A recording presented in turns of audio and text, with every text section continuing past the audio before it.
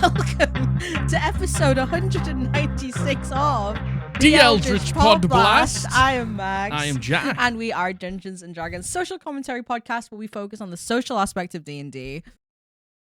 We give out advice to players and dungeon masters, old and new. Most importantly, we believe in creating a safe, inclusive, and welcome space in the TTRPG community. So that sounds good to you. Welcome in. Go on in. Hey, sorry, got the giggles. Hey, got the giggles. Hey, I mean, start talking, got the giggles. Why? What happened? I say it every single time because it's the first time I project my voice.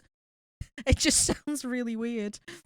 Yeah, literally, and it's like it always gets stuck in my throat every time, and it just makes me laugh. And I don't think I'm ever not going to laugh. As long as you're laughing. Yeah. As long as you're having a good time. That's what I'm saying, right? As long as you're having a good time. Yeah. What does the Joker say?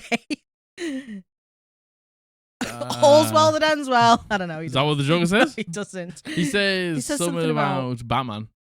Yeah. He says something about Batman. He does. Yes, At some point. Yes, he does.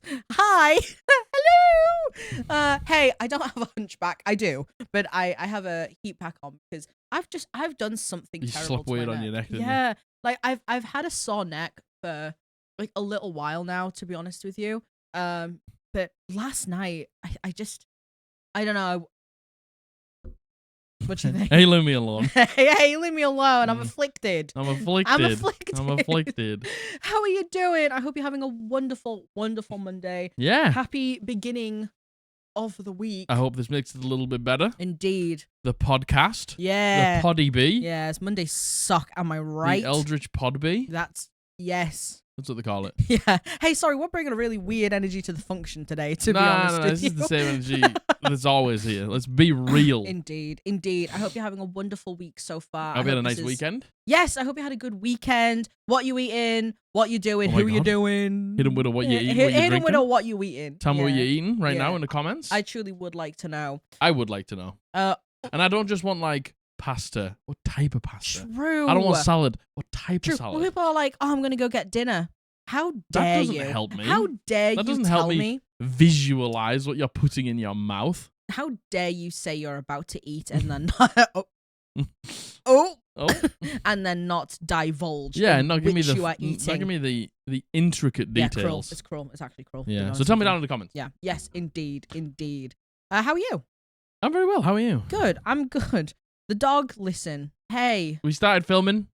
Poop downstairs. Yep. Pooped in the house. Yeah. We started filming.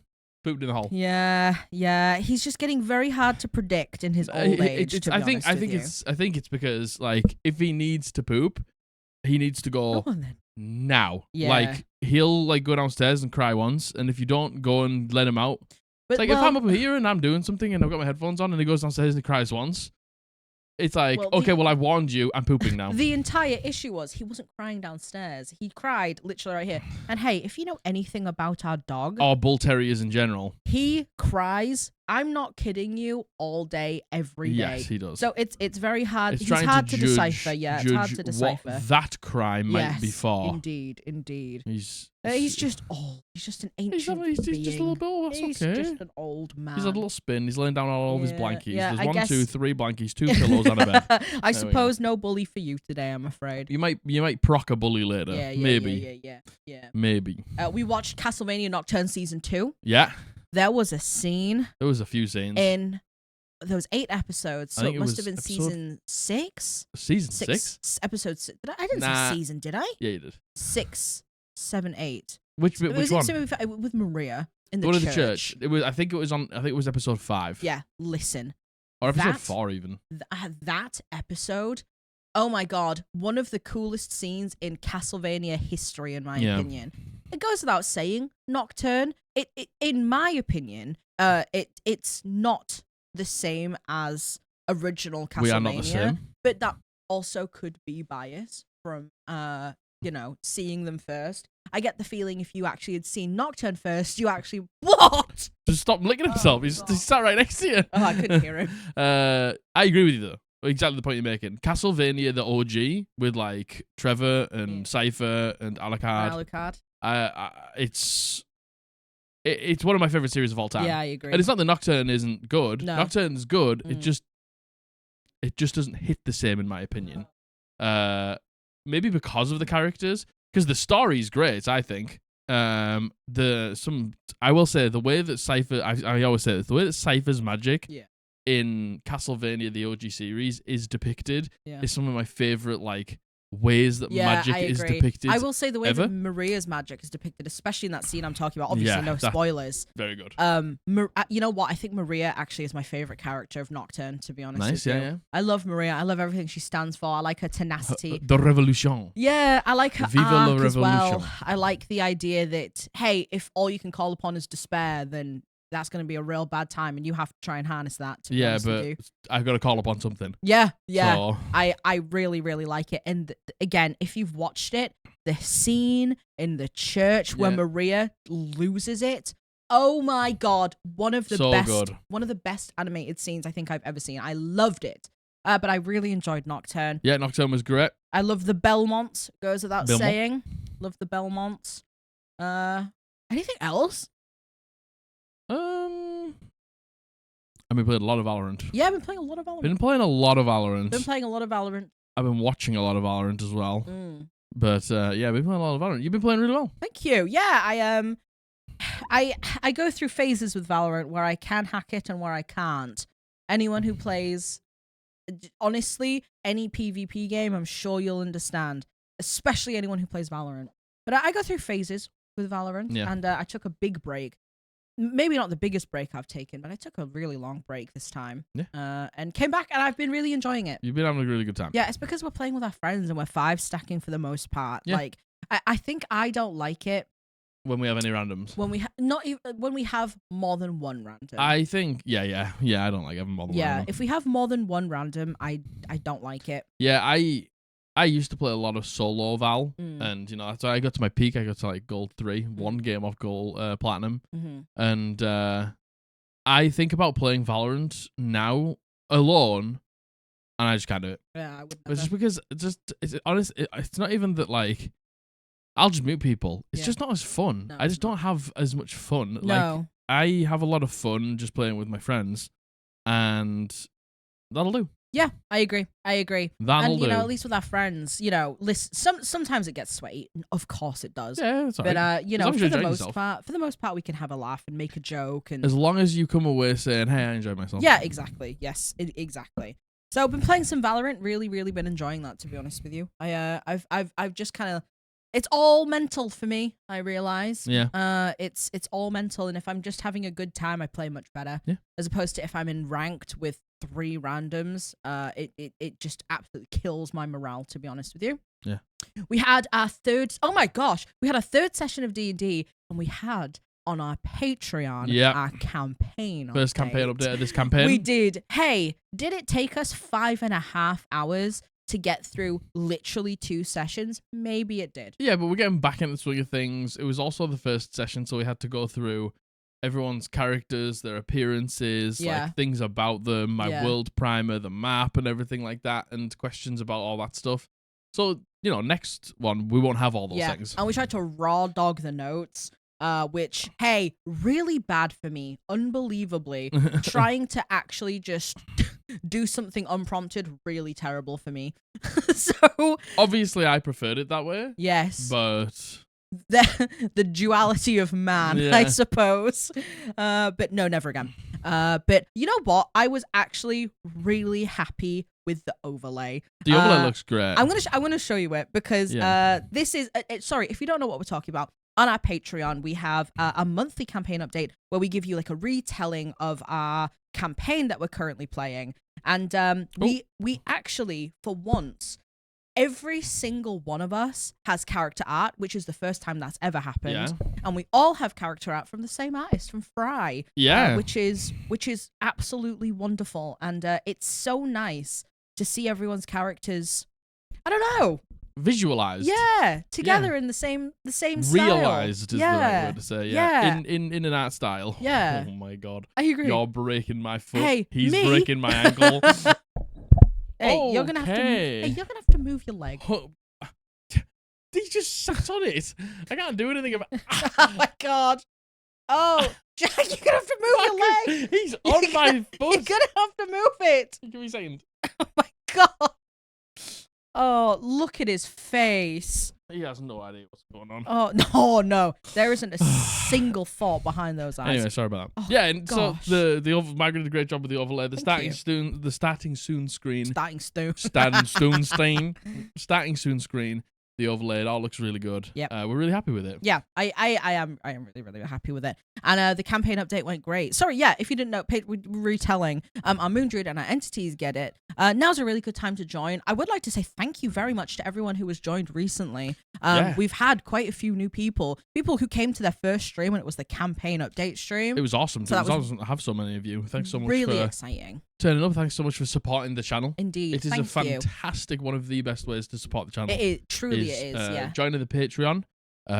Even if you just want to join it at the lowest tier just to show you support. Yep. It all goes to the same place. Thank you very much to every single person who has supported the channel.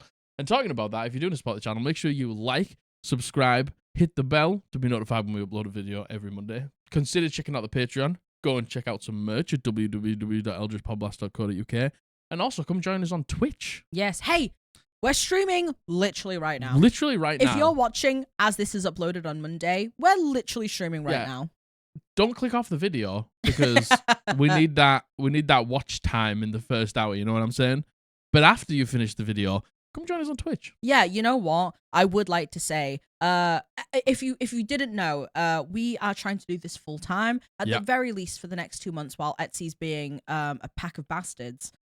We are trying to go content creation full time, which, as you know, means we've come down to 1 podcast episode a week. We've gone up to 4 streams a week. We are streaming as we speak now. On this very moment. And one thing that I was kind of concerned about was if we stream on a Monday when the episode comes out, there's a chance that it might pull people away from the stream, or it might pull people away from the episode.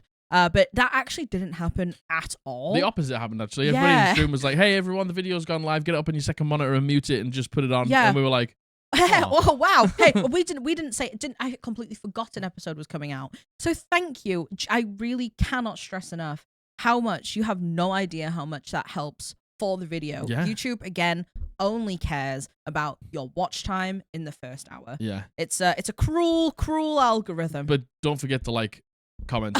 Yes, indeed. But yeah, so everyone who, has realized that we're going to do this full time and is showing us all the support. Somebody literally said, hey, I came over because on Spotify you told me to. Thank you. That feels good. Thank you so much. It was great to see you. It does. On stream. So I really cannot stress enough. Please, if you're thinking about it, do at least just come check us out on Twitch right now. Yeah. We're probably in the midst of yapping right now, and we're going to be playing Baldur's Gate. Come in, say hi, introduce yourself. I promise we'll interact with you and say hi. Yeah. Twitch is the best way to interact with us directly. I would 100%. say. We get to talk to you. Indeed. Literally, you say something. We're big on chat. Yeah. The whole point of our community, even when we play games like Baldur's Gate, is we love to, read out your chats and talk to you and just be there with you because, this whole thing has been, the goal from the beginning was create a safe space on the internet for people to enjoy TTRPGs and other things, like that, like any sort of fantasy. And community is a big thing for us, and the fact that you can come and talk to us and stuff like that and we can talk to you just means a lot to us. Yeah, it does. And I will say, I've been seeing a lot of people just hanging out in the Discord, talking to each other and stuff like that, which fills my heart with joy. It does. That, you can have a safe space on the internet somewhere where you can just literally hang out with people and you won't be judged for who you are you and just stuff have like a that. good time. And that just makes me happy. So totally. Absolutely. I love you all. Yeah, we love you so much. Yeah. So please do come put your head in. Say hi. And that's kind of it, really. Yeah. You know what? I have seen a few comments being like, I can't make it to the live streams because of time zones, which I totally get. Yeah, our Aussie friends, we get it. Yeah, and again, Twitch VODs aren't great. I must be honest, Twitch VODs aren't great. They do go up automatically. They stay up for 2 weeks. They're not great. We're going to work on something, or at least try to. And I completely appreciate people saying please still do the chatting bit in the beginning. Yeah, 100%. And hey, we're never not gonna yap. We love the chatting bit. Hey, trust me, we're never not gonna yap. We love to catch you up on what's happening. That's something that we can absolutely do, to be honest with you. But I actually think that's everything that I wanted to touch on. I've been playing a lot of ping pong with my dad. Yeah, you have. Yeah. My dad, at Christmas, I was like, "Oh, get the table out and we'll play this year." And I've been playing with him every week. Yeah. I am so much better than him right now. Yeah, tell them why exactly now. We came back and I was like, man, we're going to suck, both of us. But we both picked it up pretty quickly. And he used to always beat me and I used to occasionally beat him. We haven't played. We've played maybe like 7-8 times. And I beat him every single time. Yeah. Let's go. Ooh. Yeah. Ooh. Yeah. That was just a little teaser for you there. God, show him the backhand spin. Nice. Top spin backhand? Yeah, show him the bonk on the head and kiss on the nose. Nice. Anyway, shall we get it into topic? Thank you so much to all our patrons over at Patreon. You have no idea how much we appreciate your support. If you want to support us over at Patreon and gain access to our exclusive content, like our D&D campaign updates and our extra monthly live streams, click the link in the description. More about Patreon at the end of this video. Thank you. Yes, so today we are doing Write that down. The best of D&D Reddit for this month. This month on Reddit. I would also, once again, I would like to say thank you so very much to the Eldritch Podblast subreddit, who we know Teddy manages. There's a few of you in there who are sending things in. I think actually this story was shared by both Teddy and Lee Axel to the subreddit. So thank you very much. Yeah. If there's ever anything you see on Reddit and you think we'd be interested in reading it on the podcast, or you'd be interested in seeing it, there is an unofficial Eldritch Podblast subreddit. Repost it into there. Yeah, 100%. I check it every single time I do an episode like this. I do. So thank you. And shall we get into it? Yeah. At the end of the episode, we always do either an artist or a small business spotlight. I think these are both artists today. Most of the time it's double artists. Yeah. Because that's more what you see on Reddit. Yeah, indeed. So the title of this first post is, I think I DM'd my last game tonight. No. Sorry for being a little melodramatic, but I'm just kind of pissed. And I'm sorry if this is too long. Spoiler, it's not. We started a new game a while ago with our standard group. It's been tough to play regularly, so they finally just got to level 2 last week. I was pretty clear about hit points, and I'm pretty consistent with it. Roll twice, take the highest. Oh, anyway. Nice. Yeah, I like it. I don't mind that. Yeah, actually, I think that's pretty cool. Yeah, I like it. Anyway, we sit down to play and everyone's just talking. I get them going and we realize not everyone has leveled up. Then we discuss how to roll hit points. One player, whom I've played with for 15 years and is playing a druid, asks how to roll a d5. Yes, a d5. She can't find hers. Then another player, a warlock, needs to level up too, and he can't figure out what to roll. Then our cleric tried to help. Not that she doesn't note. Also, she doesn't even know if she rolled or what to roll to. This leads me trying to explain what rolling with advantage for hit points means to the druid, who keeps asking what numbers she should ignore. She thinks she can't roll less than X. I'm not sure what. Then it's 10 to 15 minutes discussing wild shape, including how overpowered turning into a snake is, because you can just sneak up and bite someone and kill someone. Meanwhile, our cleric is losing it over her spell list because her domain spells conflict/overlap with her prepared spells. We finally get sorted. I'm pretty much frustrated realizing that even after 10 to 15 years and Baldur's Gate for many of them, they still have no freaking idea what to do.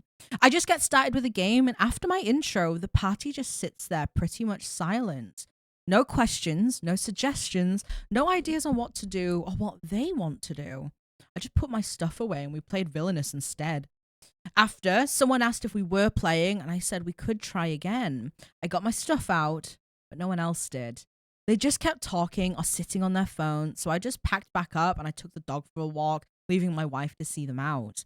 I'm too old to go find new players or to even keep doing this. I teach in middle school. I don't want to manage more people who just don't care. I've been a DM for almost 40 years, but I just have no interest in continuing. That's really sad. That is really sad. That is really sad. Been playing for 40 years? 40 years. DMing for 40 years? It sounds like this group been playing for 10 to 15 years. Now, I understand. Anytime you pick up a new class, and you know, they say they've just gotten to level 2, so it's all still relatively new. I understand when you get a new class that you've never played before, especially a druid, it is a lot. But the hit points? To hit them with a D5. I mean, there is such a thing as a D5. No, there is, but not in standard D&D. Not in standard, like the 7 dice that you play with or whatever it is.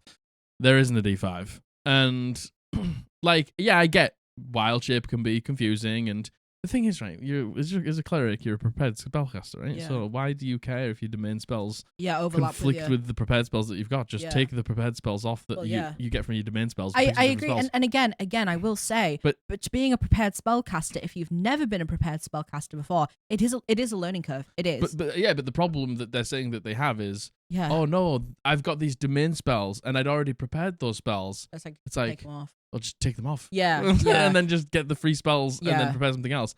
And like the whole like hit point thing, like whether you play a druid, a paladin, a barbarian, a rogue, and the thing is you're playing a druid that has a D8 hit dice, which is the most common hit dice in D&D. Yeah. Like, well, it's not just a druid. There's 3 of them who didn't know how to do it. You just roll the dice and twice. Take the highest number. Yeah. Didn't understand what rolling with advantage meant. But like, and like, the thing is, I can't understand how you could play. I'm not trying to say this to be like I don't understand. Yeah, like, I get it. It's like how could you not understand? Like this is what I mean. It's just like I would get it if they were a year in. Yes. I would get it if they were 2 years in maybe, and they just were like, how do we do this again? Yeah, totally. But you've been playing for 15 years with this DM. That's the druid. That's half of my life. Yeah, the druid who sounds like kind of had the most struggle here has been playing with this DM 15 years. But you just don't understand how to roll hit points. And like I understand that people don't some people can't retain information. Yeah. I get it. I do. And we level up so infrequently. Yeah. Like, it's something that happens every session. Yeah. I guess. And playing a new class. So all of that, if it was just that, I could actually probably have. I could get past that. Yeah, I could get past that, but it's then the next bit. It's the just like of like starting everyone sitting there silently. I don't know what villainous is, but a game. I'm assuming the DM just going right. All right, like. I get so obviously this DM's been DMing for 40 years, so I'm gonna presume that I'm just gonna take a stab in the dark and say this DM is like in their 50s. Because you didn't start DMing at age 1. No. So let's just say well, you never know, but I'm gonna say they're around 50ish. Yeah. Okay. Like I get that when you get older and you're in your 50s, you've got kids, you got a full-time job, all those things like that. Like you may be even a bit further on with the kids. The kids might have even be like grown up, even leaving home at this point. Yeah. So I get that you maybe just do struggle for time to meet up and play. Totally. So that time can then end up just being, hey, let's just hang out and talk. Yes. And if that's what you want, fine. I get it. But then you totally need to tell the it. dungeon master so they don't have to plan anything and don't have to do anything. If you just want to come together and hang out and sit down and talk, then you let your dungeon master know that. Totally. Instead of having the plan a session, turn up and then just not pay attention. And then also to go through all of that, then for everyone to move on, then someone be like, "Oh, we're actually playing," and then being to get like, your stuff back out, and then for them to just ignore you again. Yeah, what the hell? What's that about? What's that about? Oh my god! I just and I will say, like, we are making excuses for the like the hit points thing because you don't know. No, like, you don't. I don't know. You don't. Like, it's still not great if they have been playing for 15 years and they just have never paid enough attention to understand how to roll a hit dice. Like, that's not great, but there might be different reasons. So that thing I don't care about as much, but it's still not great. Yeah. But the whole just like silence and then talking about other things and then asking if we're playing and then still not paying attention. If you don't want to play D&D, just say you don't want to play D&D. If you just want to get together and hang out with your friends who you don't get to see very often. Yeah, totally. Just say that. I completely understand. It's on board games night. Yeah, absolutely. Yeah, I don't know. It's so sad to think that DM OP has gone in thinking a certain thing and no one else is on the same wavelength to the point where DM is now like, I just don't want to do this anymore. Yeah, like I'm too old to find new players. I don't care enough to do this anymore. Yeah. I just think that's so sad, and I really, really, really hope.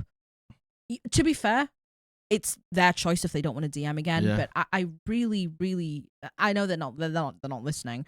But like, I would just like to tell them that just because this table doesn't appreciate you it's wild, doesn't mean another table won't. There's a severe lack of dungeon masters out there in the world. You know, especially someone with 40 years of experience. 40 years of experience. Like, I just think about like all of the people in our Discord who are like, man, I just want to play D&D, but I've never found a table. I know. And all these games go up and they get snatched up straight away and people are just desperate. I'm just like, look, you are so wanted in the community.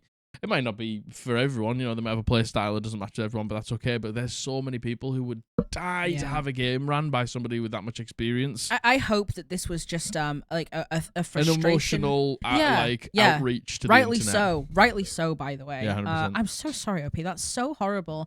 And gosh, I feel like it's not just OP who goes through this. I feel like so many DMs have gone through this. And you know what? If anyone's listening who has been through this or is currently going through this and you're kind of like, man, I'm so underappreciated. I just can't be bothered doing this anymore. It shouldn't be your responsibility to ask. They should tell you. But seriously, telling you. Hey, do we actually want to play D&D? Because if we don't, fine. That's but fine. Right now, I'm prepping and spending all my time preparing for something that just isn't going to happen. Yeah. And it's devastating. And like, if you are underappreciated, just know that there are a lot of people out there in the community that would appreciate you. Absolutely. Put your microphone close to your mouth. Sorry.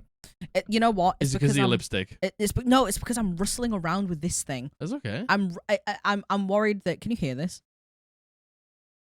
No, probably not. I'm worried that you can hear the rustling of this thing. Right. I think they prefer to hear your beautiful voice. Oh my gosh. Exactly. But yeah, there's so many people out there that would appreciate you. And if you're in a group that is just like talking and not getting like, you're not getting out of the game what you want, I'm not saying just leave your group. You know, that's never a part of what we want to do here. We don't just want to break groups up and stuff like that. That's never our mission statement. Our fucking first port of call is always like, let's try and fix the problems before we do that. But like, just so you know, there's so many people, especially in our community, who would chomp your fingies off to play in a game. I agree. But boo, that sucks. Learn to roll your hit dice. Come on, 15 years. Yeah. You should know how to roll a hit dice by now. You should. All right, the title of the next one is To the Two Guys at the Game Store Who Made My Bonus Child Cry Yesterday. This sounds sad. Edit. Bonus kid is a term we use to refer to a kid that spends a lot of time at our home, usually to escape their home life. Think Harry Potter and the Weasleys. Boo, Harry Potter reference, but you know, yeah, I we feel hear like Harry Potter. I feel like a lot of people can understand. J.K. Rowling has stuck a fat one out my asshole. Yeah, I feel like a lot of people can understand that reference. Yes, yeah. It's a very well-known reference. Yes, so yeah. I understand it. Yesterday was my bonus kid's 18th birthday. She recently joined one of our D&D campaigns and didn't have her own dice. My wife took her to the game store to pick out some dice for her birthday, and for whatever reason, they didn't have much of a selection. Two older gentlemen saw them and came over. After talking for a bit, it came out that she was picking out her first set of dice. Let's go. One of the guys pulled out his bag and told her that he would just give her a set of dice. As they chatted more, the fact that it was her 18th birthday came up, and one of the guys asked her what her plans were. She replied she wasn't going to do much, just hang out at my house and watch Supernatural. That was not acceptable to him, and he pulled out his wallet and handed over a $100 bill with the instructions that she get a nice birthday dinner.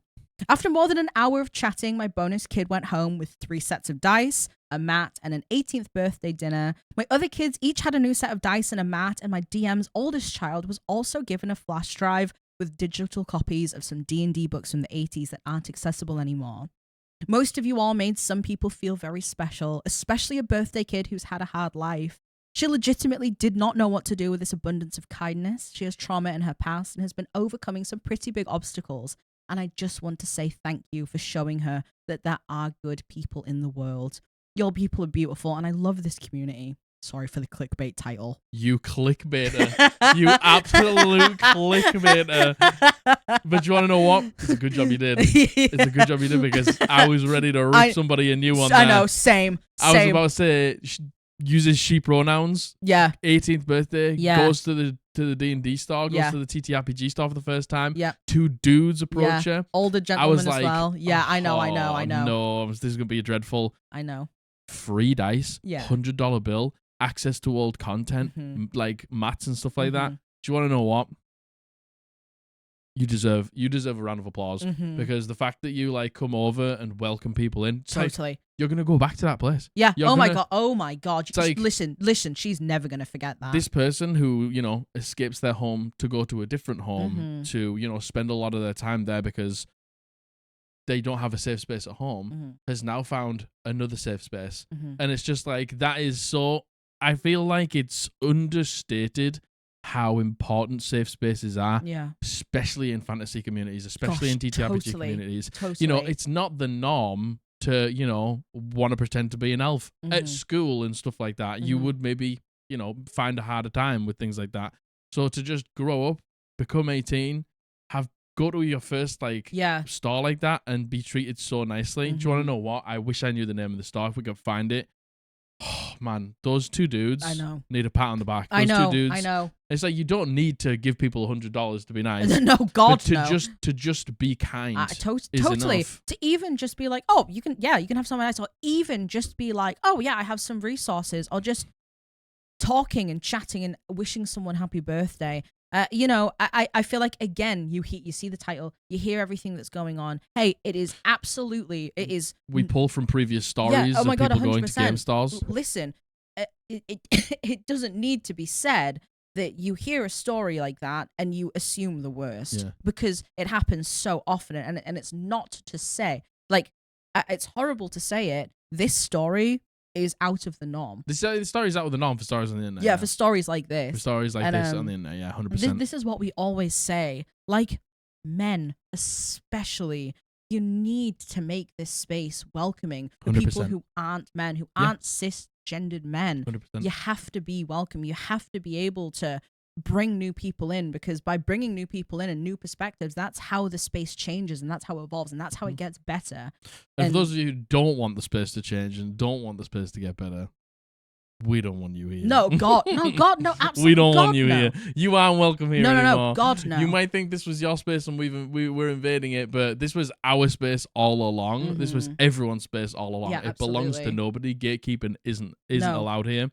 So yeah, man, that story goes insane. And I think that speaks to the heart of nerd culture. Yeah. I really do. I think that speaks to the heart of a community. 100%. I have something I enjoy. I have something I love, and I want to share it with you. Totally. Because I want you to find what I found. Yeah. I want you to fall in love the same way I did. Totally. I want this to be something that you do forever, like I do now. I just what a genuine, kind, wonderful moment. And you know what? I would also like to say big props to OP as well. 100%. Never forget OP. Listen, I can't even imagine what it's like to have a child. Hey, we're childless. We're childless. That's the way it's going to stay.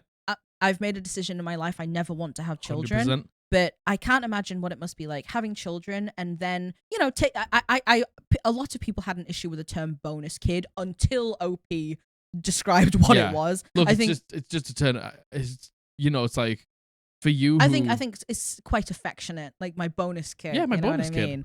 And anyone like that. And we've all had friends like this. We all know someone who their family life isn't great, and they escape by going to other people's families. And thank God, not thank God, thank people. Yeah, God had no bad play. But thank goodness for people like that who are willing to take in another child and understand that they might not be getting what they need at home, and at least I can try and make their life a little bit easier. That's probably one of the most selfless things you could ever do. Yeah, no, it is. Like, open your home and open your heart up to another person who isn't having a good time, and just saying like, hey, you can be here. I want to take them out for their birthday and take them to the shop and get them presents. I just think that that's a really a wonderful, wonderful notion. So props to OP as well. More of this, please. Yeah. Oh my God. More of this. 100%. More of this, please. More of this. I just what a wonderful.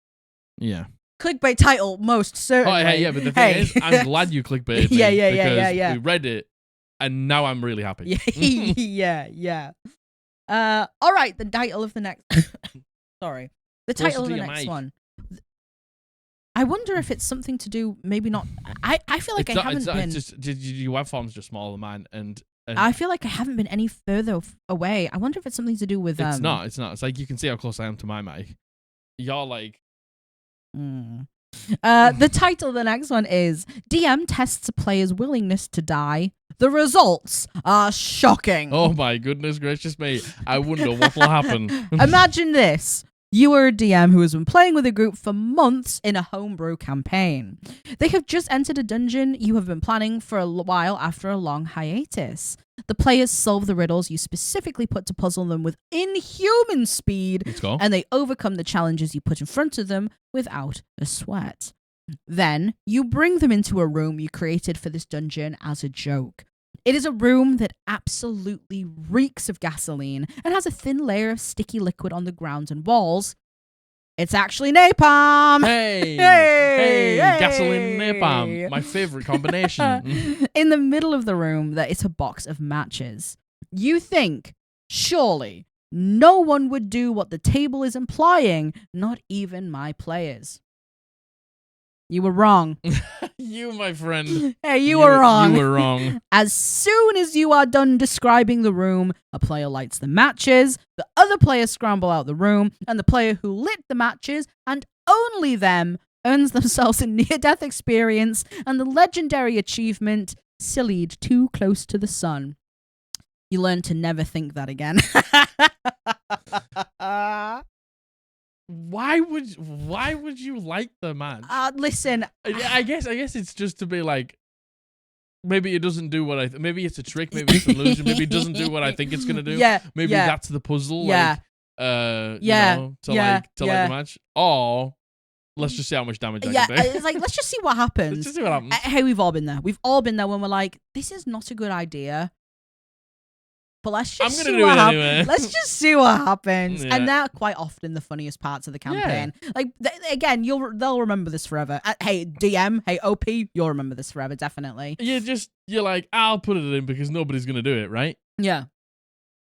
Right? There is an edit, and they said, for clarification, the characters do know what gasoline is. It is a vaguely modern setting. The player only did not die because of some very lucky natural ones. And I was planning on blowing the room up anyway. Cool. Man. Listen, you can't put the shiny thing. You can't. What's shiny about it? It's a box of matches in a room full of napalm and gasoline. What's shiny about it? You can't not say, and there's a box of matches, and not at least expect someone to go. Yeah, there might be like some thought. So, you know what? I know exactly how this would go down at our table, right? Our table would see this and we'd go, he's put it in for a reason. Huh? He's put it in for a reason. Yeah, there's a reason. To test how stupid you can be. And then I can see this in my mind's eye of what would happen. It'd be Josh or Matthew who'd do it. We'd be like, right, okay, someone use Mage Hand. Yeah, someone use Mage Hand, drink the fire resistance potion. And we can maybe like go up on the ceiling. Like, is there any spots where there isn't? Who's got absorb elements ready? Oh my god. To reaction. Yeah. Oh, maybe we could make like a makeshift shield. We could hide behind this thing, and maybe like the room will blow up, and then underneath it will reveal something. Or maybe there'll be a portal to the fire plane. Yeah, seriously. That's exactly how it would go at our table, and you know it. Yeah. So, hey. This is the thing, like, with my table, I would only have to... They wouldn't immediately grab the box of matches and light it. But the thing is, I'd set the scene, and they'd talk themselves into doing it. We would talk ourselves into because it, I'd be absolutely silent. Yeah, we would. And then they'd be like... you'd say that. You'd be like, oh, he's put it in here for the reason. Yeah. And then they'd look at me, and I'll just go... Yeah, we would. We'd talk ourselves into it. And then we'd take that as confirmation and we'd just roll with it. We've done this many times. You guys do love... I like to think I've got a really good poker face at D&D. A really good poker face. They always ask things and then they look at me and then just... Yep. You go, you don't know? Don't know. Who knows? Don't know, yeah. Who knows? Who knows? And then that... makes us want to find out even more. Even more. So I can see how this all transpired, to be so honest with you. Yeah. Be honest with me. You in your party, you come across that, you wouldn't light the matches. You wouldn't at least consider lighting the matches. I need to know. Yeah, tell me if you would like the matches. I need down to in the know, comments. or at least what your thought process. Yeah, and what would you do if you would you immediately like the matches? Would you talk yourself into liking the matches? Would you need to ask more questions? Like, what's the process of you liking the matches? I must know. I must know. I must know. I need to know. I gotta know. I gotta know what you'd do. Please let me know. Because us, we'd like the matches. Yeah. I love how there's literally nothing in the room as well. It's just to see if they were stupid enough to like the matches. Yeah, we are. Yeah, they probably are. Hey, spoiler, we are. Hey, we are. All right, is this the penultimate? This is the penultimate text post before we get onto the art. Yeah. The title is, what is the difference between pushing the button and being that guy? Which I think is a really interesting conversation, to be honest with you. Okay. I'm not an absolute beginner with D&D, but I've only been playing regularly for the past year or so, and I basically just want a gut check here. I like that. Gut check. Good check. Give me a good check. I'm playing an Oath of Ancients Paladin. The skill set. The skill set. The skill set. Yeah, the skill set. I got a bit of a skill set. The skill set is what drew me in, but I didn't want oaths that would handcuff me, so I'm playing as chaotic good. When the DM throws out hooks, they're usually in the form of people needing help or a desiccated druid grove, which my character can't help but jump at. Yeah, sounds good. One example, my paladin is wolf-themed and there was a pack of wolves menacing an NPC. Rather than fight and kill them, I roll intimidation and I chase them off, realizing that's the sort of thing I should talk over, but I've gotten better at that. The pack left behind a cub, which I felt like we had to look after. I know it's Mimi, but these decisions are made in character to only kill when having no other option and to give help to those in need. So my question is this behavior appropriate? I want to participate and I want to bite the hook when the DM throws it out, but not at the risk of seizing the title of party leader. I don't want it, for one, and I am the new kid in the group. So where do I find the line between being a participant and becoming a hijacker? Talking it over is the surest cure, of course, but I don't want to come across as neurotic. To them, at least. I know I'm coming across as neurotic to you folks, but I'm likely not playing with any of you. First of all, I feel like OP's being so harsh on themselves, being like, I feel like I'm being neurotic here. Yeah, but I also think that is, we are our own worst enemy in 99% of cases all the time. We always think we're doing, like, worse than we are, or more than we are, or being more annoying than we are, and everyone's thinking about me. Yeah, but in a way, it is neurotic. Yeah. In a way, it is almost a little bit narcissistic, but in a good way. Like, we're worried that people think things about us that they won't, because we're worried about being perceived in a bad way. Yeah. And for me, honestly, honest to God, for me as a dungeon master, I need this player. And this player for me is you. Yes. It doesn't matter how maybe off it seems at the beginning. Like, I'll always give a justification. Like, maybe if the quest doesn't seem right, or there's something a little fishy about the quest or something, like, Margaret will always find a reason to be like, yeah, I'm doing it. Like, and she'll snatch at it and she'll be like, yeah, let's do it because of this. You always are good at rallying the troops and doing it. So, look, as a dungeon master, I always think that this player is a great thing, and I would rather people be more like that than less like that. Yeah, and you know what? Like, the example that OP gave there, specifically of, like, the wolves and then the cub, like, the DM wouldn't leave a cub behind. For no reason. If they didn't think you would want to take it on as, like, a pet or save it or something like that. Yeah, take it to a sanctuary. Yeah, you know what I mean? Yeah. The DM's done that for a reason. And I think we say this all the time, this is where you have to suspend your disbelief a little bit.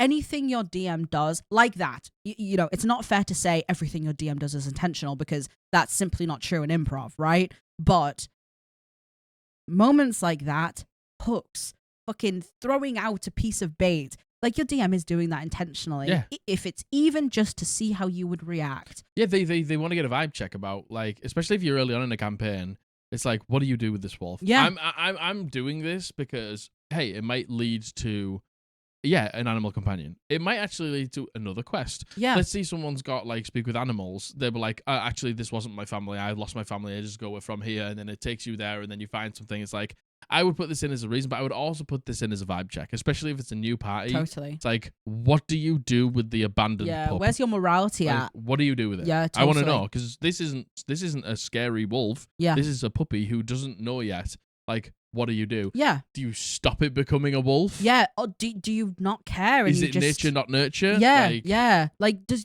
the party as a whole go, not our problem, and leave it? Yeah. Do they take it in? Do they take it to a sanctuary? Like, you can gain so much from at least the morality of your characters. Yeah, and, I agree. And truly, how they problem solve something together. Yeah. And who speaks for what. How they kind of compromise, if there's a compromise. I think, that good. Mm-hmm. Good. And it's strange. It's such a strange one because you're new to this party, and I would say you're slightly different to Abby in this case because you will always play quite a leadery character. I think. Yeah, you always like, no matter who you are, will. It's because I always go charisma. You will always find a way to be a bit of a leader and to like pick up the reins and be like, right, let's go. Whereas I think that Abby is a strong role player. Yes. But seeing her play Silence, she's taken a backseat. Yeah. Like in terms of like being a prominent driving force as to like where we go or what we do and stuff like that, which I think as Dale, she was in a way. No, I agree. She was. She definitely was as TRP. TRP. Totally. I agree. But a Silence is completely different. So it's just like even leader players can take back seats with characters. Do you know what I mean? Yeah, totally. And I by the way, absolutely never ever. It's the same as what OP is saying here. The idea of me saying I'm the party leader makes me want to turn my skin inside out and drag myself through salt. Yeah, but I never appoint myself as that. But, I always play characters with high charisma because I love to talk to NPCs. Yeah. I love the idea of if I roll high enough, I can potentially get someone on board. You know what I mean? Yeah. And very much with Lenore, who's an Arcfey Warlock, my highest stat is charisma. And I've decked out my charisma for that reason.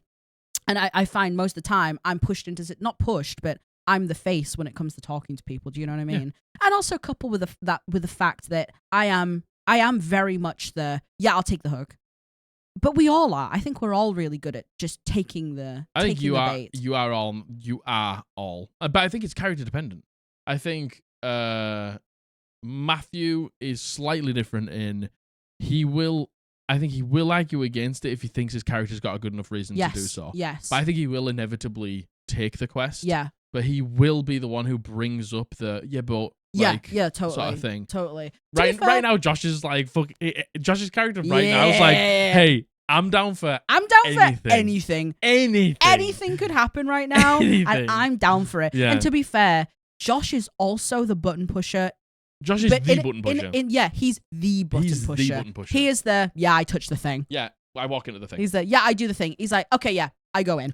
Yeah. He's the guy. Yeah, totally. Because he's like, he knows inevitably we're going to do it. Yeah, so totally. He like plays it like meta. He's like, I walk in. Yeah, because he knows like I would never put him in a situation. Totally. Yeah, totally. Unless there is sometimes. Yeah. And I'm the same as well. I would say I'm more like that with social situations. Yeah. But Josh, he'll touch anything, he'll do anything. And you have to have that party dynamic. Yeah. You have to have people who are more passive and kind of making decisions, and you have to have people who are willing to push the button. Yeah. And I think,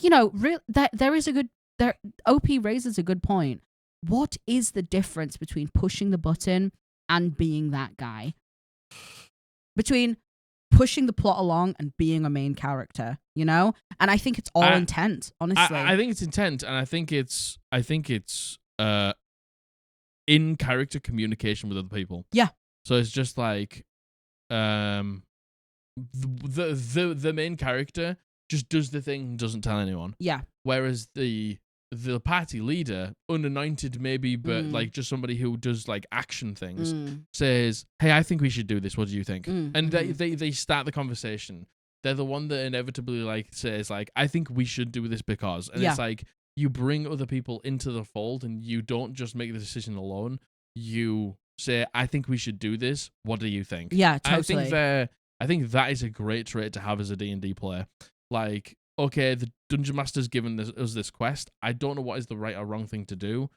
What do you guys think? Let's talk about it. Let's break it down. How are we going to do it? Yeah, you know what? Again, the example of using the intimidation check to get the wolves to run off. If you're ever worried, you could go above table, go, hey, my character, they're kind of wolf themed. I think, could I try intimidate them and be like, and you guys, if you don't want to go along with it, maybe you could get battle positions just in case it goes wrong. Yeah, just in case it goes wrong. Like, you could just be there in case I fail. Yeah. Like, I would love it if you guys could back me up here. And just saying, like, just because I'm doing this doesn't mean you have to do this as well. And doesn't mean just because I'm taking the lead doesn't mean you can't be involved. Yeah. Like, I would love it if, hey, I'm going to do the wolf noises. Can you help me? Can you cast, like, thaumaturgy and make the wind swirl around me? Totally. Or, like, could echo my voice out or something like that? Could you do, like, a silent image for me or something like that? Like, you're initiating, but then you're collaborating, which I think is a great thing to do. Like, even just go, I'm going to do this. Does anyone have anything that can help? Yeah. That immediately brings people in. Can you cast enhanceability on me for, like, Fox's charisma or whatever it is? Yeah, totally. To, like, help me succeed in this plan that I have? Yeah, it's all intent. And it would be different if OP was like, yeah, I'm going to handle this situation. I'm so good. I'm such a great This character. is my moment and I'm going to handle it. I can't wait to do it all on my own. It's all intent because... You know, as much as people certainly act like they are not emotionally intelligent, people are, and people can see, for the most part, through people's actions, and it's intent. I think that's the difference to me. And this is just me though, I would much prefer 4 players that would take the initiative than 4 players who don't do anything. Completely. Like, I put things out there for you to action. Yeah. Like, I don't give a shit what way you attack a puzzle. I don't give a shit which way you attack a situation. Already in this game, like, that we've been playing 3 sessions of, you've gone completely a million different ways around this. Like, we've gotten to Folkestone Pass, and there's two problems that we've got basically. Yeah. And the way that you're going about tackling them both, I think, has been really great. Yeah. And I you've come agree. up with great suggestions, and we've gone in so many different ways than I thought we already would. Yeah. But that's just me as a Dungeon Master. I like my players taking initiative. I like them planning, and I don't really plan like how things are going to turn out. So having a player like this is good for me. Yeah, and I honestly think a perfect dynamic is a mix. Yeah. Having everyone who constantly wants to push the button, probably is hard to manage. Having a group of no one who wants to is definitely hard to manage. Having a mix of the two is great. Yeah, hey, I'm going to push the button. Hey, that's okay, but like, hey, consider this for a second. Consider this for 1 second. Totally. I'm not saying don't. But I'm saying consider what this. If. Yeah, completely. I think it's good. It's good to have those. You need the differences. So if you're listening to this and you're going, man, I should push the button more. No, you don't. Like, if there's someone in your party who already does it, only do it if you want to. If you genuinely think your character would. Totally. Be Travis Willingham. Yes. He is button pusher, man. Yeah. Oh my god. Which I think I'm very button pusher. You and Josh are very button pushery. But in very different ways. Yeah, I agree.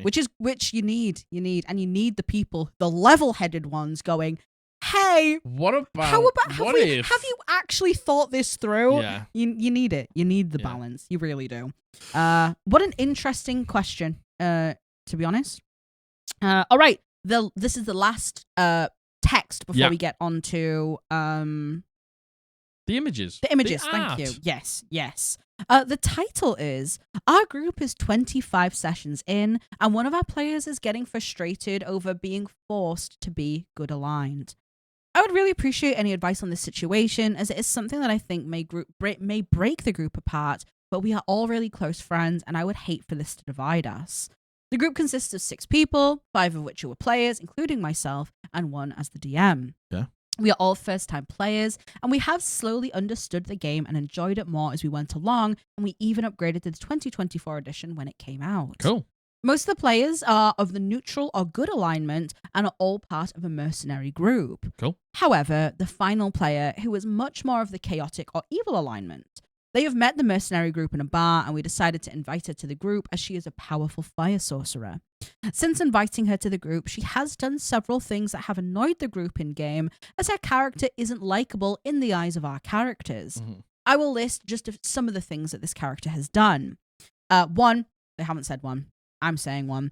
Lied to the group about her objective and origins. That's okay. 2, killed innocent people and then lied to us about it. Not so okay. 3, sold items of great importance to the group and overall objective of the campaign and not told the other members of the group, whilst lying about the newfound riches she has, claiming they were acquired via gambling. That's also not so okay. 4, the character is a loot goblin and will often steal items that she... It's just the wind. Don't worry. Oh my gosh. It's Sorry. Okay, it's just the wind. I thought... Sounded like someone was at the door. Goodness. The character is a loot goblin and will often steal items that she can't use simply so she can sell them later. 5, her loot goblin personality has caused her to be cursed by an imprisoned hag to be a were-rat. And Okay. And 6. Okay. Jesus Christ, there's 6? This were-rat curse has caused her to transform in front of authorities and us as her teammates. We have had to cover for her as being a lycanthrope is frowned upon in the city we live in. So, her latest endeavor is going to a crypt for no reason at all and stealing a glowing skeleton from it, being caught red-handed, now has wanted posters with her face all over the city. Our group has been questioned by authorities as we have been seen with this grave robbing were-rat. God. But we claim to not know about her lycanthropy. On top of all of that, the skeleton she stole is revealed to be the founder of this city that we live in, Right. and our paladin is furious with her actions and cannot tolerate it any longer, or he will become an oathbreaker for ignoring this crime and almost aiding in her crimes too. My character is supposed to be the leader of the group, and I keep trying to justify keeping the character around because she's useful in a fight or a very powerful mage. But after almost being outlawed by our own city because of what she is doing, our group is very annoyed at the character and have decided to dock her pay fully until she can prove she is worth keeping around while we do the next job. The player controlling this character is very annoyed at this decision, but I feel like our characters can't keep letting a criminal ruin our group's reputation and actively plot against us most of the time. I'd really like some help on how to resolve this issue without causing the player to lose her first character, as she is very attached to it, and the DM has a lot of story planned with her character. Thanks for any help. A grave robbing were-rat. What a fucking nightmare. Oh, Jesus. I like how when I was listing them out, I was like, lied to group, and you're like, yeah, that's fine. Killed innocent people. Well, it's not. Stole items. They're like actively stealing, like, you know when you come across items in a game and it's just like, this is a story item. This isn't AI. You know when you pick it up in Baldur's Gate 3 and it's orange? Yes. It's like, you know there's some good stuff. Yeah. And we should probably keep onto it. And then they're just like taking those story items that the DM has given to like develop or thicken the plot, and they're like, I'm just going to sell this. Yeah. Because they want the money. It's just like, and then you're killing innocent people. And then like, when you can be evil, but it's the moment where you're evil to the party and you start to do things that are just like hindering the party, going against the party, not helping the party, like actively like putting the party in danger and stuff like that, that's when it becomes a problem for me. I think a really key piece of information for this is we're all first-time players. Like, look, how many people come to the table for the first time and they're like, I'm gonna play evil character. Totally. Everyone. And then they realize halfway through the game how insanely hard it is to be a evil character and play with people who don't. Because the thing is, people always think like, all right, well, I'm evil. I've got to kill everyone. I got to steal everything. I got to sell everything that people don't want to sell. I got to join the bad guys. It's just like, I got to betray the party. It's just like, but you're also a hero. Yeah. Like in this game, I'm not saying all games you have to be the hero, but I am saying in most games. I would say even more so than that. You're playing a game with other people. It's a cooperative game, right? Anytime anytime one member of the party goes against the grain of the party, which it can work well in some circumstances. I'm not saying that it can't, but when it happens over and over and over and over again, it gets really fucking hard. Okay, here you go. Here's how to play your first ever evil character. Yeah. You play it like Astarion. Yeah.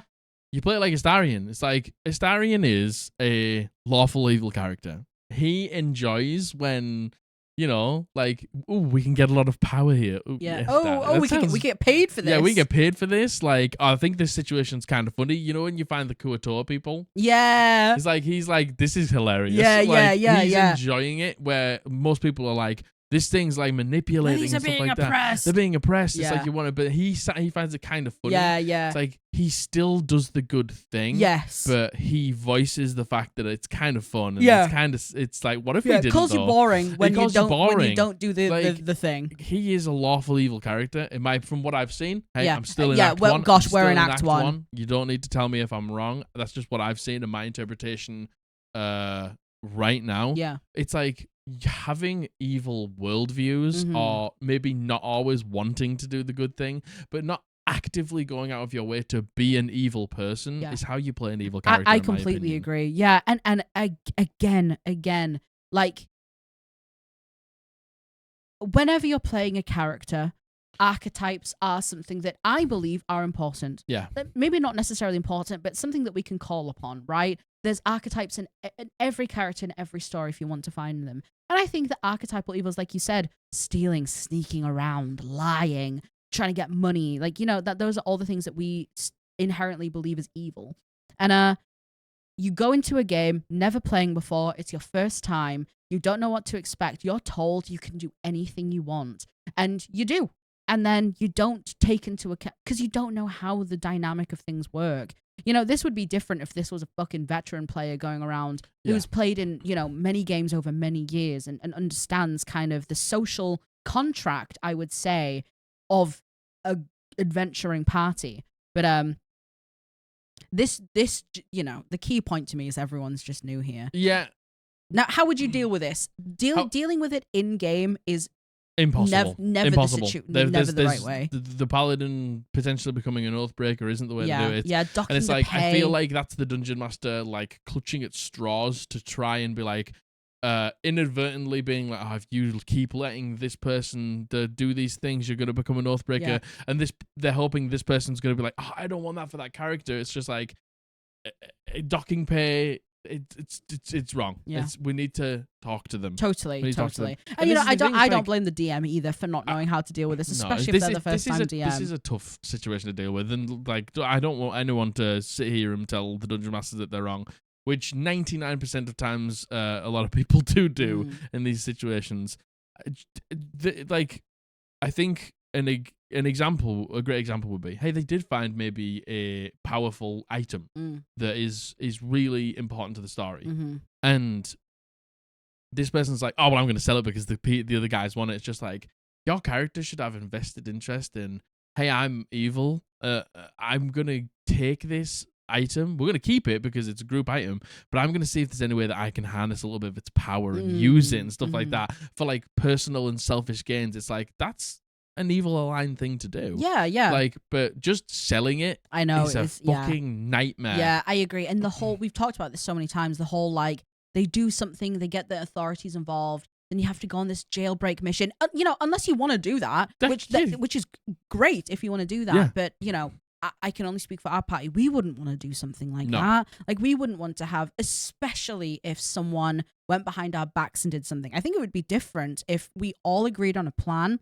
We just got unlucky and someone got caught up in this. It would be different. But someone who has a track record of doing things like this, you wouldn't want to do anything for them. And, you know, OP makes such a great point. My character's trying to justify why they'd stick around.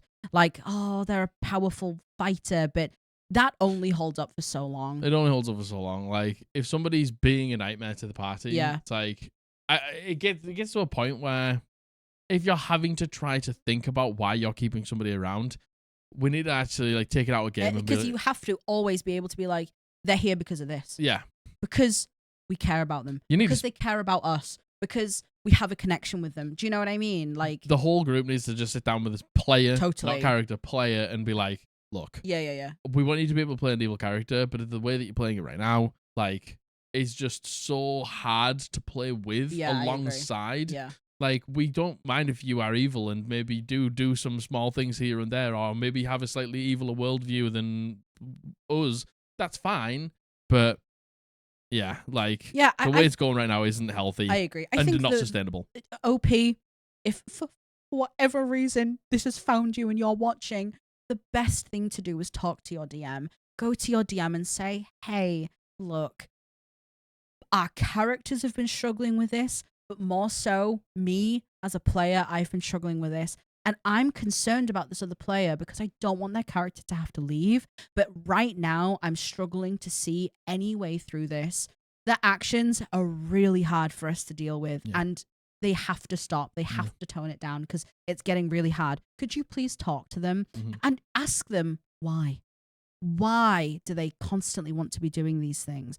What's the reason? Do they feel like they have to because they're the token evil character? Because they're the evil character? Because they've got an evil alignment? Yeah. Do they value money? Do they value power? Do they have to find a reason to want to be able to work with the party, totally. And hopefully from there that opens up a conversation, you know? But we've all been there. Yeah. We've all been there. We've all seen the evil character. We've all probably tried to play the evil character at one point. And I think the biggest rule of D&D is you should just try to work with the party. Yeah. You know? I agree. I completely agree. All right. The art. Gosh, I've got such a bad headache. No. Oh my gosh. Drink some water. I don't know what I've done with my little head. My little head. All right. These last two, these are the artist spotlight. Let's go. So the title of this, I don't know how to pronounce this. Catoblepas. Catoblepas by me. Feel free to use it in your campaign. And this has been done by Dimmick Draws. And what the fuck is that? It's like a moose dragon. Yeah. It's Hey. like a moose brontosaurus or whatever it is. You know those dinosaurs with the really big necks? Yeah. But it's got a moose head. It's, you know what? This is very scary to me. Whatever this creature is this like an actual canon D&D thing? Nope. I don't know. Don't think so, yeah. To be fair, they have left a description, and it says, beware the Catoblepas. Yeah. Lurking deep within the murky swamps, the Catoblepas is as deadly as it is mysterious, with its hulking body, long tail, and a gaze that can wither even the bravest adventurers. This creature is a true test for any campaign party. I wanted to capture the eerie stillness of the swampy domain, the mist hanging low, the water rippling with its every step. What do you think? Would you face this monstrosity or turn back while you still can? Hey, I get a whiff of this thing, I'm dead. I don't need to see it. I put that in my game, you're going to fight it. 100%. Yeah. You fight it in game. Yeah, in game. IRL. If that was a real thing. IRL. I think about this thing and I'm instantly dead. I'm dead face down in the swamp. Is it because it gives Nessie? It is. Is it because it gives a little bit of Nessie? It is giving a little bit of Nessie. Margaret's not a big Nessie fan. I'm not. I did that thing when I was a kid. I was too interested in the Loch Ness Monster, and I looked into it too much, and it's scarred What did me. you find out? Or did you see you see images? It's images, and I can tell you exactly what image of the Loch Ness Monster is that completely put me off. So back when I was a wee child, I'm 31.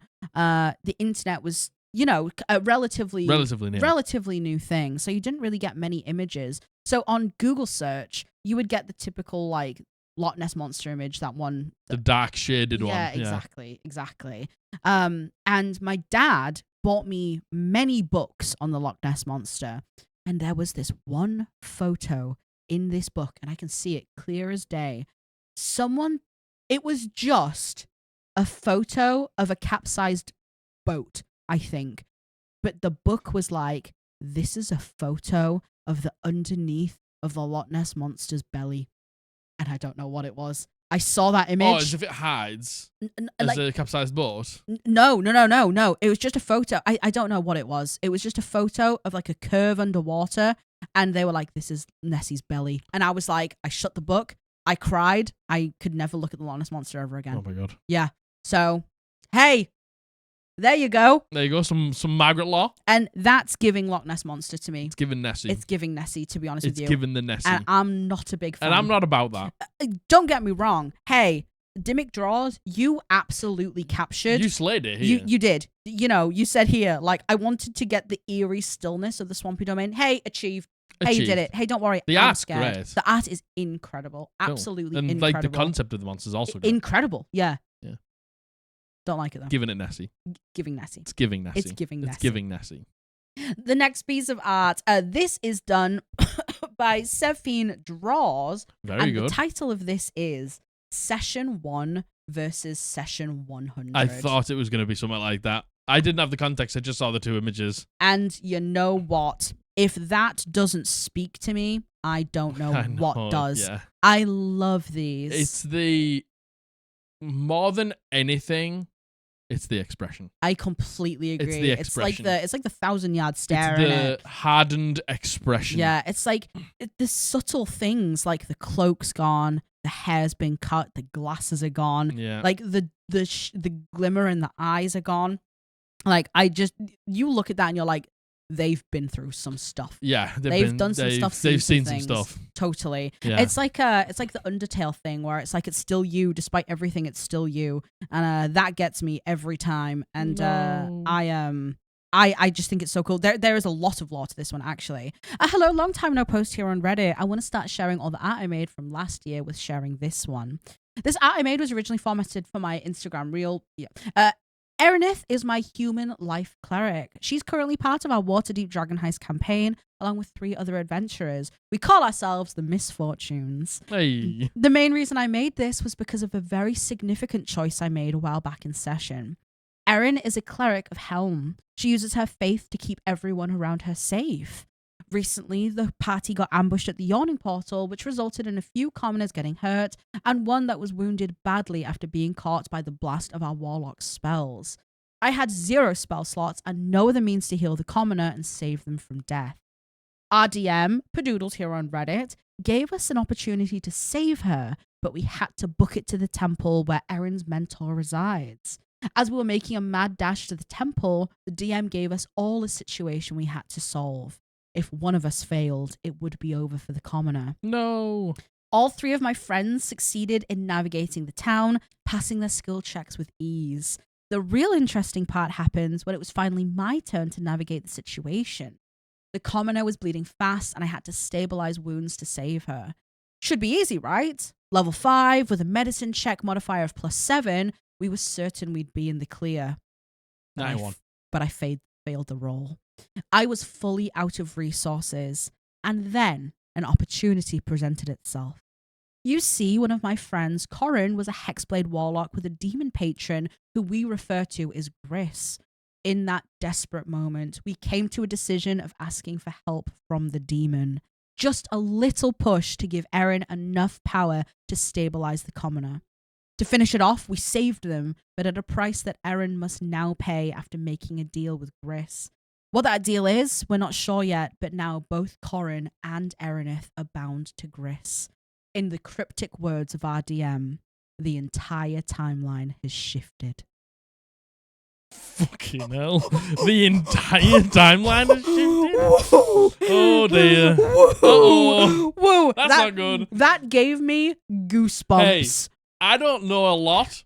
I know that's not good. Hey, that can't be a good thing. I don't know everything. I know that's not good. Damn. And you know what? Put that story to this image. Yeah. And again, a picture paints 1,000 words, but man.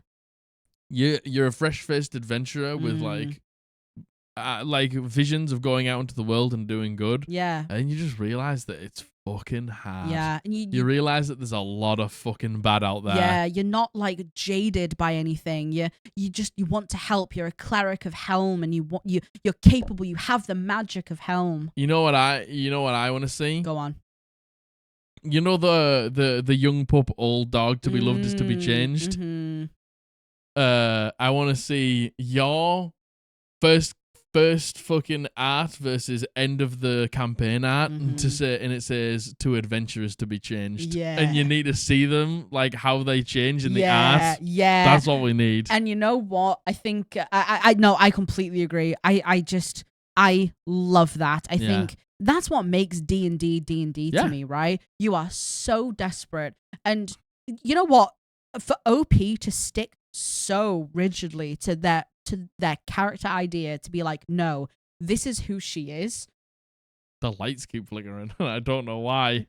To be like, no, this is who she is. She wants to help them. She will do anything, even make a pact with a demon. I love that. And that makes just for such interesting storytelling, I think. And that's the beauty of D&D. You literally anything can happen. Anything can happen. I love that. What an amazing story. Cephine Draws, we will leave links to their card below. I don't think the commissions are open as of right now, but still go check them out. Still go and follow. Absolutely. Still go and... What an amazing story. Yeah. The entire timeline has shifted. What does it mean? What does it mean? Damn. Oh, Very good. That's it. Thanks so much for being here. Indeed. It was so good to see you. I hope you enjoyed yourself. If Yes. you did enjoy yourself, consider subscribing. Consider liking, throw a comment down below, hit the bell to be notified when we upload a video on a Monday. Yes, come on over to Twitch. Come on over to Twitch We are right most definitely still streaming right now. Now that you're done with the video, come and join us on Twitch. We'd love to see you. Tell us that you came from the video. Indeed. Check out our Patreon if you want to support the channel. Loads of good stuff going on there. Campaign updates, advice streams as well if you want to come and get some advice dug into by me and Margaret and the other Patreons. Get into that. It's a great way to support the channel. Oh gosh, he's gone. If you want to support the channel by buying some merch, www.eldritchpodblast.co.uk. Go and check some of that out. Thanks so much for being here. I love you. I love you. Bully does love you even though he just left. He did just leave, but... We've been the Eldritch Podblast. And we're going to see you on Monday. Bye. And another huge thank you to our patrons for all of your support. A big shout out to our fellow entities. Hoobs. Ariel. Tula. Runarian. Arkham Labs Cosplay. Maddie. Luna. Teddysaurus. Caspian. J-Spot. Ultrafail. Dallin M. Sleepy. Joe Dragonlord 2. Alistar. Lawkeeper Society. Ricky B. Danny Phantom. Catherine. Faustskin. Azuriel. Panda Queen Plays. Xylo Boy. Lucas Iapetis. Luna River. Christomancy. The Tacos Are Here. Gavin. Raynanana. Aubrey in Spring. Scrimbles. KC Joe 1313. Keplin 1000. Pretend Itsu Ace. Ash Z 22. Liaxel 8. Farewell Fox. Captain Hades. Dana. Slowby 1. Thank you again for all your support. And if you too would like to become a patron of the Eldritch Podblast, check the link below.